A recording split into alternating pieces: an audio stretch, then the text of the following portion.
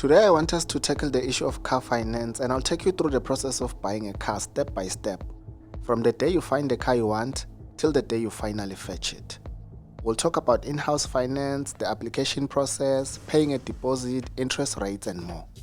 Welcome to another video.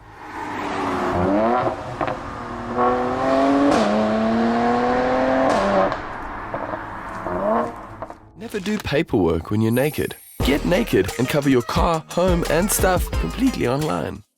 I posted a quiz in the community hub asking you what's the best way to apply for car finance between doing it yourself and allowing the dealer to apply on your behalf.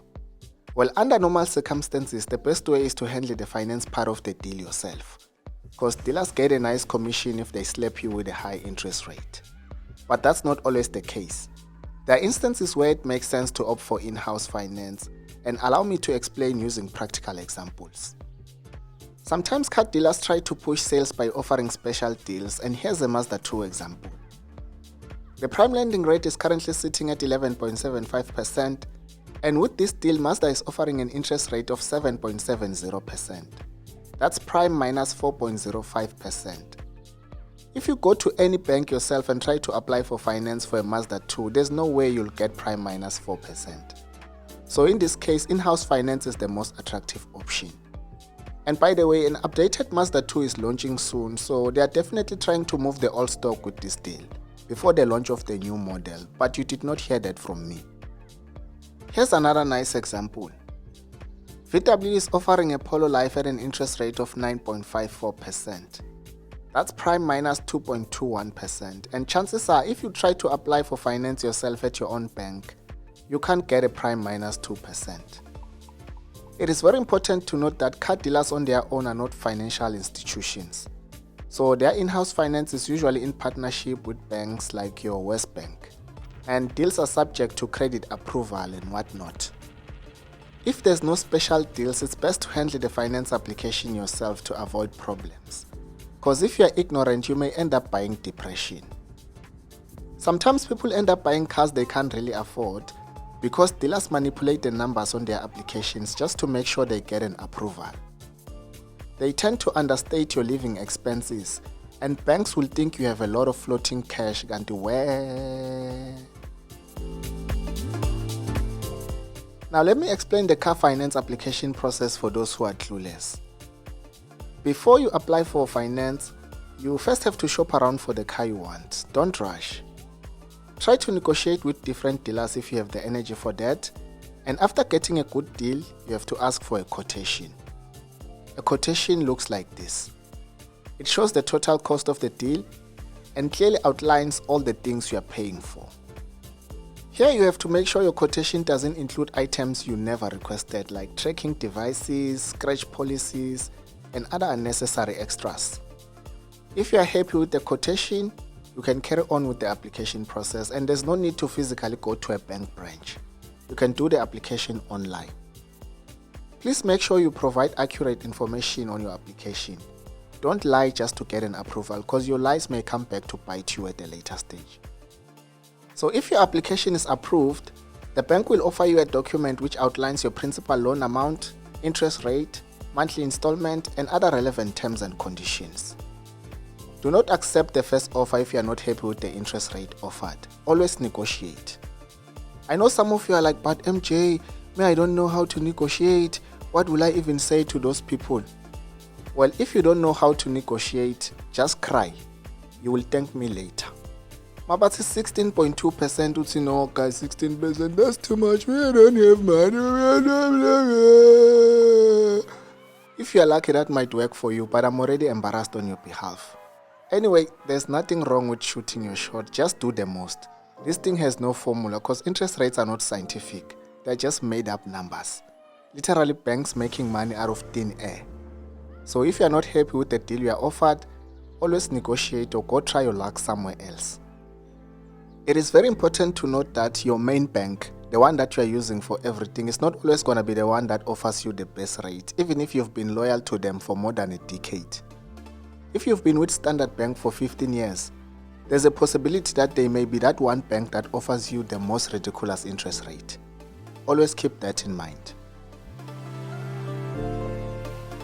When it comes to the issue of paying a deposit, I think it's a matter of personal preference and it largely depends on your financial goals. Some people prefer to pay a deposit and some prefer not to, because tying down money on a depreciating asset is nasty business, and we'll get to that. The advantage of paying a deposit is that it lowers your monthly installment and you pay less interest over the duration of your loan. Also, a deal with a good deposit is less risky to banks because 80% loan to value is much better than 100% finance. So in some cases, you can use a deposit to negotiate for a better interest rate. The biggest problem with paying a deposit is the opportunity cost, because there's a lot of other things you can do with your money instead of tying it down on a car. Some people say, yeah, you should never pay a deposit, rather take that money and put it in a savings account and you will gain interest. That's a terrible idea, because with a normal savings account, you'll get around 5 to 6% interest, while you are paying 12% or more on your car. You'll just be hustling backwards. The benefit of putting money in a savings account is that it acts as an emergency fund for rainy days. If you tie it down on a car as a deposit, you completely lose access to it. But if it's in a savings account, you can access it as a backup if you encounter financial difficulties. Let's say there's two gents, Thabo and Zakhele, both working for the same company, SMJ. Thabo buys a BMW M340i and pays a 250,000 rands deposit. Then Zakhele buys the same car, pays no deposit, and puts his 250,000 rands in a savings account. A few months later, for whatever reason, the president says lockdown level 5, everyone must stay at home until further notice. Then SMJ says since everyone is sitting at home, the company is not operating, no work, no pay. Thabo will go sit at home with no income and close to nothing in his savings account because he tied down a 250,000 rands deposit on his shiny BMW. Then Zakhele will go sit at home with 250,000 rands in his savings account because he paid no deposit for his shiny BMW. According to you, who's in a better position in this case? For some deals, a deposit is sort of compulsory. You may be expected to pay around 10% deposit whether you like it or not. So just do what works for you, because our financial goals are not the same. The one thing you should avoid is buying a car with an unsecured loan, because you'll be slapped with a ridiculous interest rate, or 20% or more. A car that is purchased with a personal loan is not used as a collateral or security against the loan, and that's risky business for banks. That's why you'll get an insane interest rate. Okay, sharp, once your deal is sealed, you will need comprehensive insurance before fetching your car, because a financed car can't leave the dealership without insurance.